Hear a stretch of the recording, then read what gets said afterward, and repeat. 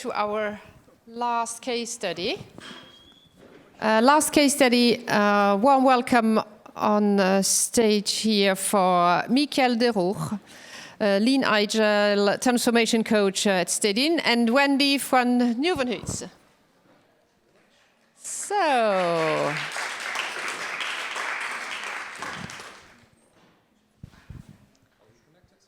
yeah, you are, yeah.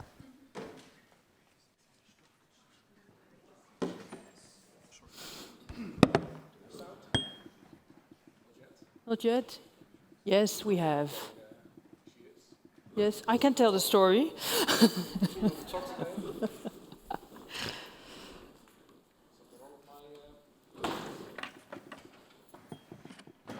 All the good is from above, as always. Yes, it's working. Well, that's just fine. Well, thank you for having us over here. Good afternoon. This is quite a challenge for us. It's also a great honor for us to be here. It's also a great pleasure. It's a bit daunting to be here, for sure.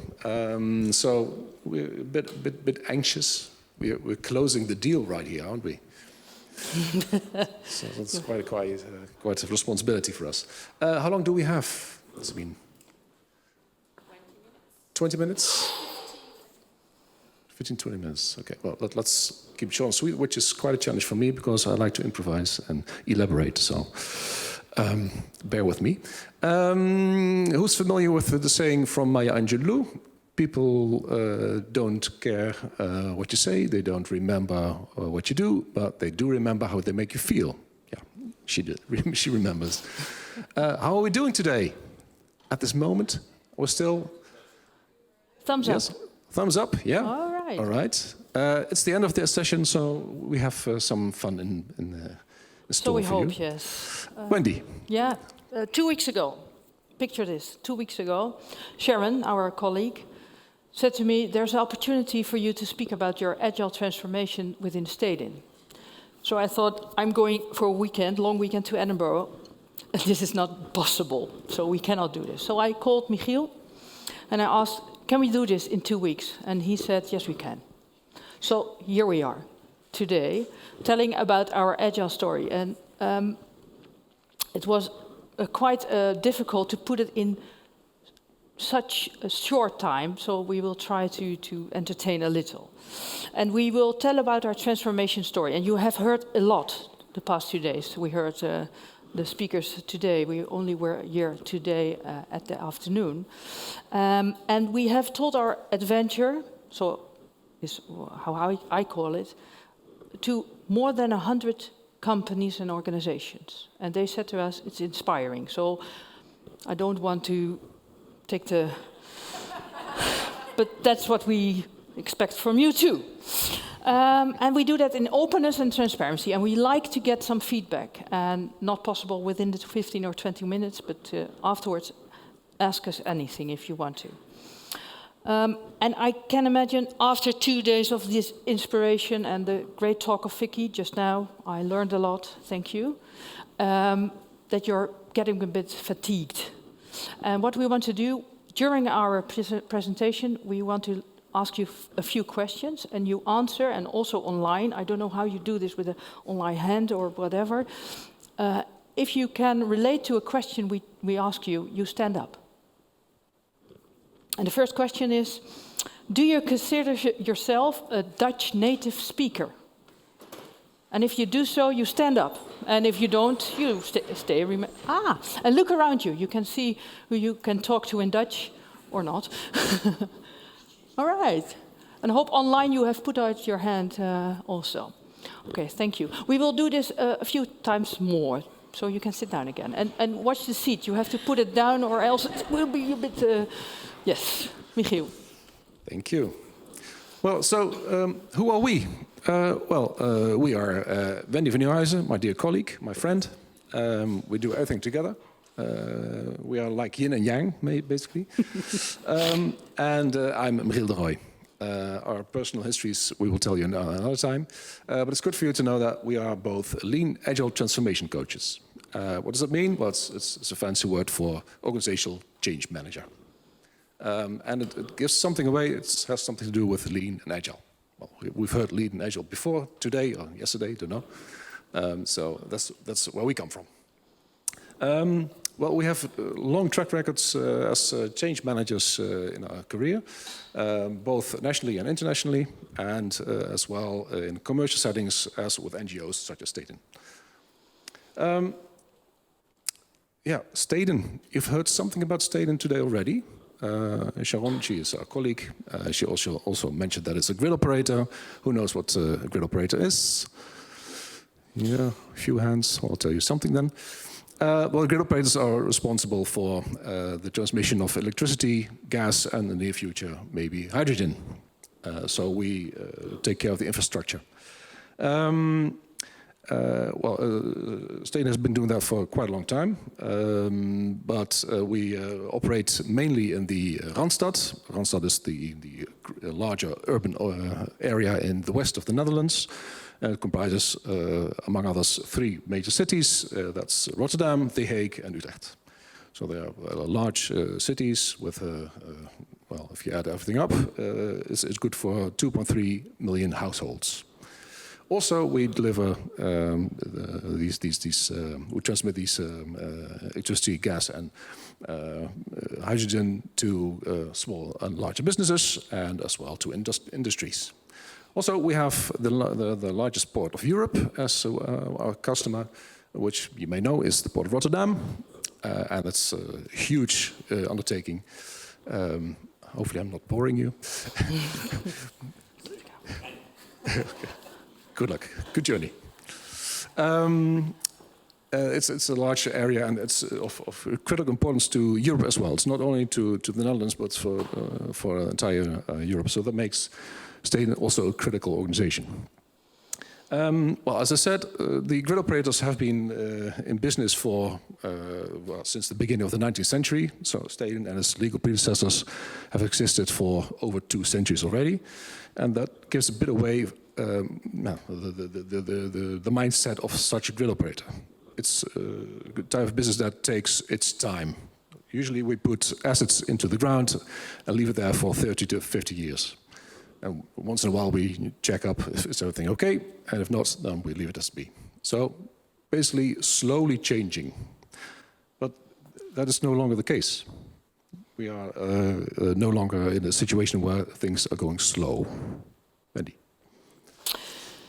No, we have businesses context, and I heard the term before, VUCA, volatile, uncertain, complex, and something to do with ambiguous. That was it. And I have a next question for you. Who can relate to this? Who has also in his work a VUCA? Yes, you stand up then. Yeah. And online, you put your hand up. Look around. And some people still have the stable, certain, and simple, and clear. They remain seated, I think. Yeah. Married people. Maybe you do a click. Yes. All right. But for us, as a grid operator, I can give an example. We are used to customers getting the energy from the supplier to their house. But nowadays, they generate their own energy. And they put it back, the stuff they don't use, they put back into the grid. And that is a big problem for us, because the grid wasn't made for this. It's something new, different, and we see it in other things. Not only because of the environmental issues we have, or the prices of energy, of the ever-growing need of more energy, but this transition, the energy transition, is urgent, more urgent than ever. And we see this in the use of solar panels. More than 300% increase in the past 10 years. And still rising. The shift to hydrogen, the next thing we think will have big impact on our way of working. And also, of course, because of the data, I heard it also here, we're getting a data-driven company. And with all the smart meters, I don't know if you have them at home, a smart meter taking all the data, and all these data facts can say something about where the grid is failing before you know it when you're at home. So many changes are ahead because of this energy transition. And now you can say, a grid operator, 200 years, we know everything about it. But there is a problem because we are, at the moment, the most reliable grid is in the Netherlands. 99.99% reliable. So we don't have a problem. And you can ask some of our colleagues, they say, we don't have a problem. But with all these changes coming our way, it's becoming a problem because customers think of us, it's always there, the energy. And with the congestion, because of our grid isn't used to the back and forth going of energy or of electricity, this congestion leads to grid failure. And that's the one biggest challenge for us. And we have to meet that. We have to keep up with that. And that is our real challenge, and that's why we have to change. Michiel? Well, we are in an increasingly more complex situation, and people familiar with Agile may remember that Agile is the mindset you need to solve complex issues, complex problems. So VUCA certainly relates to us. We have to do something, and that's one of the reasons that we started in 2015 with becoming more agile. It's maybe an illusion, utopian idea to be agile. You're always on a journey to be more agile. In 2015, a group of people, various colleagues came together because they realized that the way we were working, the way we were organized within Stedin, no longer suited the environment, suited the predicament that Stedin was in. This was a huge problem, and we thought that, why doesn't everybody else see this? Why don't we do something about this? So we started as a small group of colleagues, and we thought we had to do something about the ways of working that we find on the floor within the offices.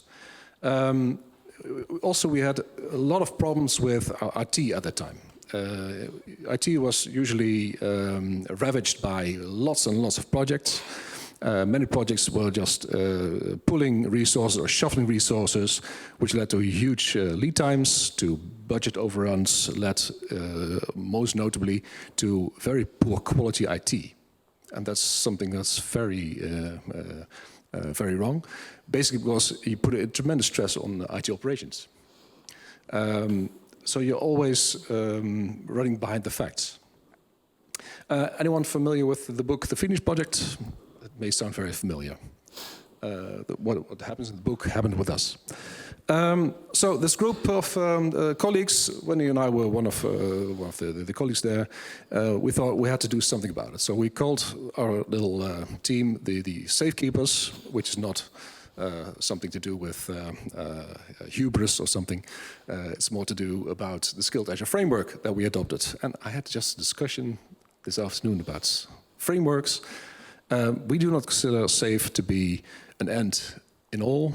It's just a means. It gives us structure, it gives us a common language to do things, and certainly do not implement SAFe to the full because it says so on the website. No, you pick and choose things that you need to have for your particular situation at that moment in time. When he always says, if something gives me goosebumps, is to be SAFe compliant. Don't mention SAFe compliance. It's about the agile mindset, which is completely correct. And that's a hell of a job, to be sure. Anyway, we started with the Skilled Agile framework. We started with a vision, we started with a transformation story, and we were experimenting with this story and trying it out on colleagues of ours. At one time we pitched our vision to our Chief Operations Officer, and she voiced her approval.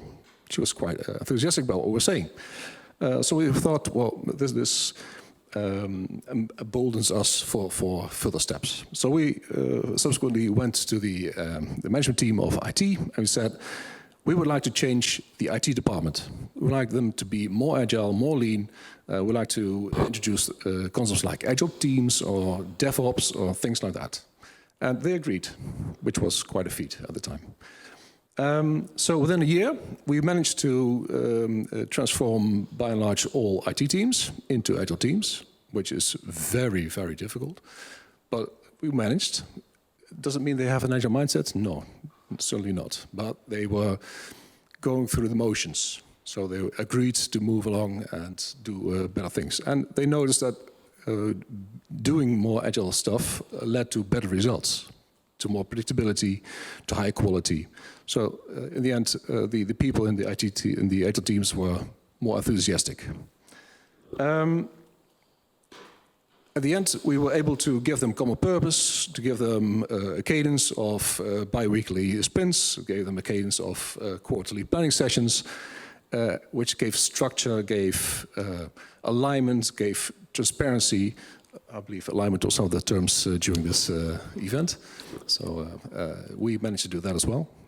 And more importantly, it also allowed us to create better cooperation with the business.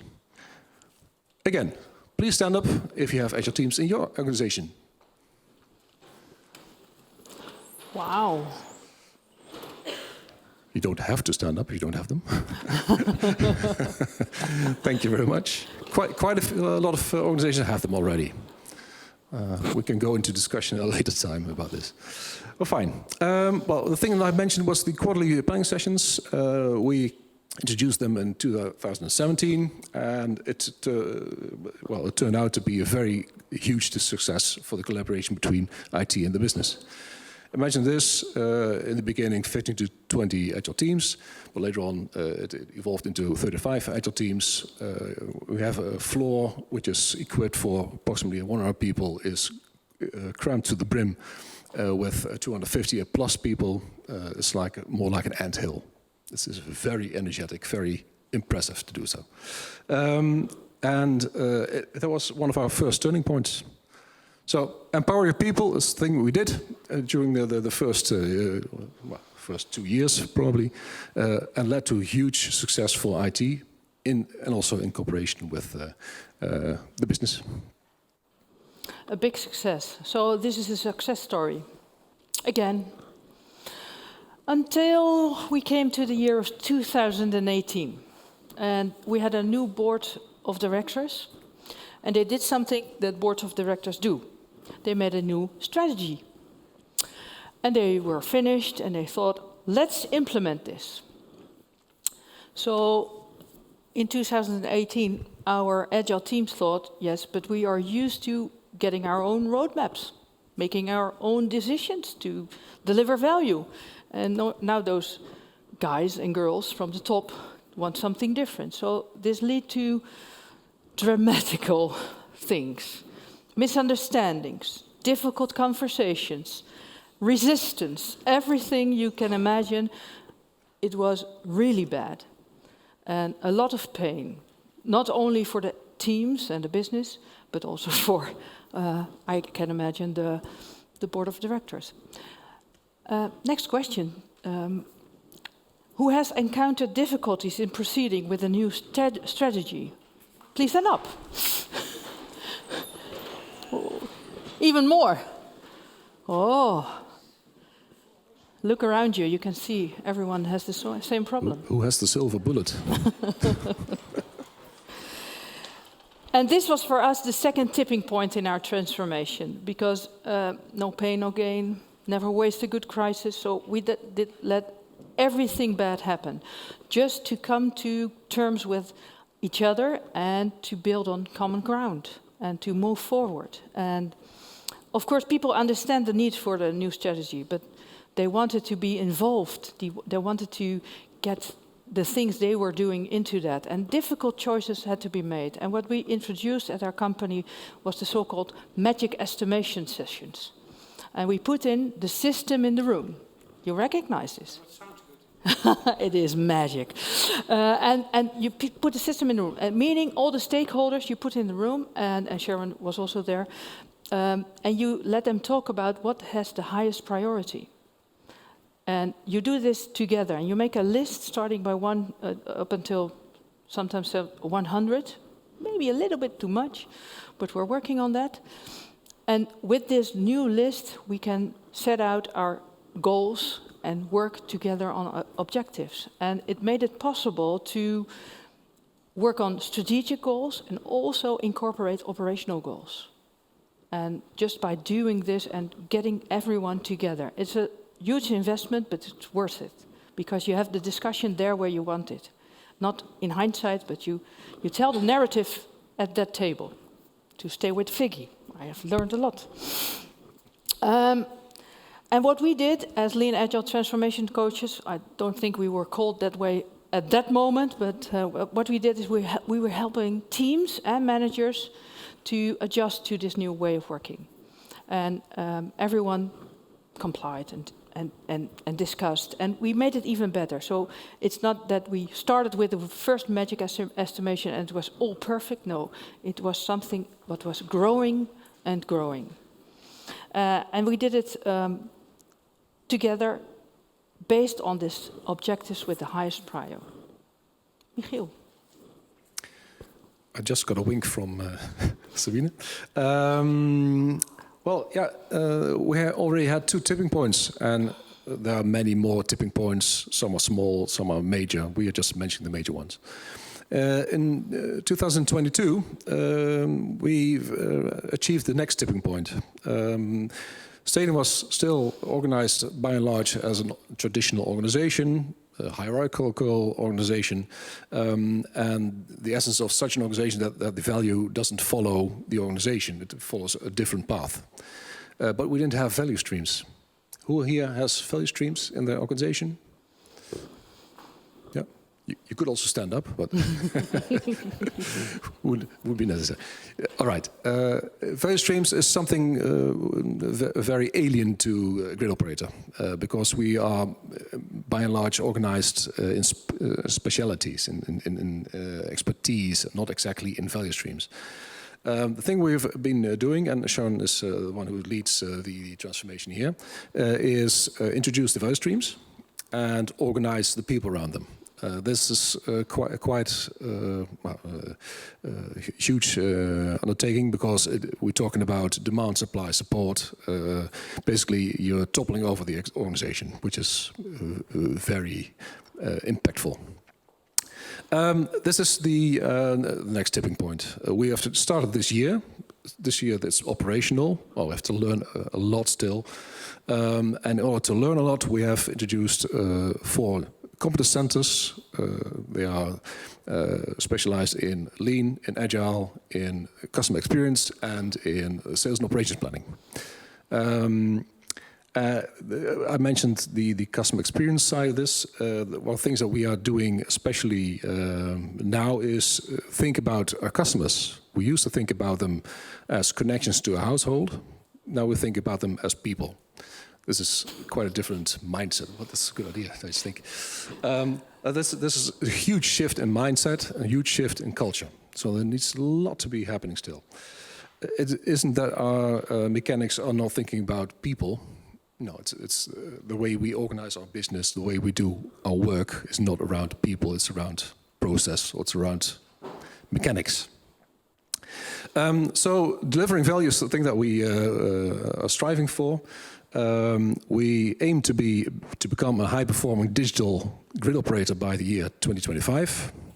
It's ambitious, BHAG, but we are getting there, slowly but certainly. And if you would ask us, how far is your transformation going? How far are you in your transformation? We would invariably answer with, we are almost halfway there. And that is valid for now, that's valid for next year, that's valid in 10 years' time, we think. Basically because we are living in a VUCA world. So we still need to adapt to the environment, to the things that are happening to us. I like the statements at the table with PricewaterhouseCoopers, PwC.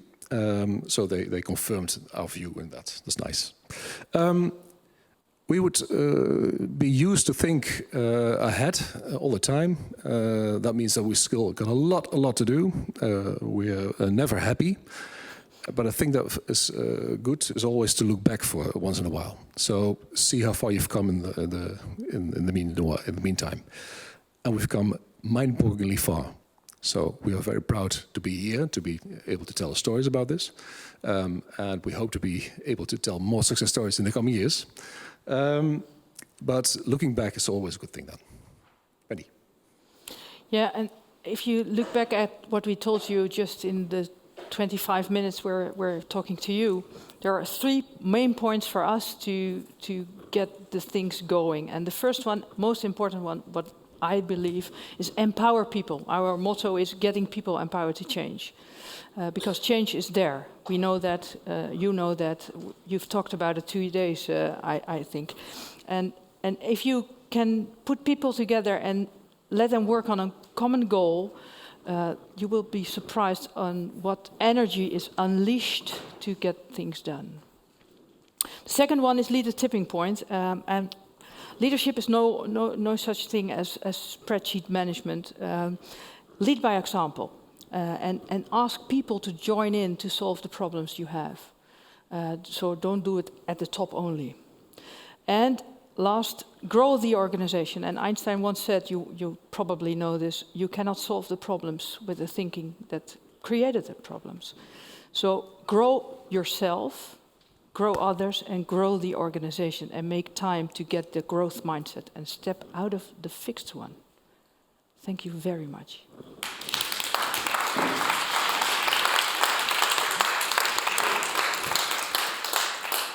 Thank you very much, both. So, are there some questions? I know that some of you are hurrying on a train or airplane or need to step out, but if there are questions, do not hesitate. One, and the other ones we will take them offline and send back. I don't have a question, but I have an observation, which is that I'm guessing you two work together on a day-to-day basis. And it's really obvious that you guys have a really good rapport and a really good working relationship. And I think I'm not sure exactly what your role from a sort of a leadership capacity is in Stedin, but I think it's obvious that between the two of you, you are stepping forward and leading, and you're doing that because you. I'm just trying to think of the way to articulate this, but there's a really good, nice, natural rapport between the two of you, and you can tell that the two of you are both completely committed to making those changes happen. And I think that you're probably doing a lot to influence others in your organisation to make that carry on as well. So so well done. Thank you. So thank you very much, both. Thank you. Thank you.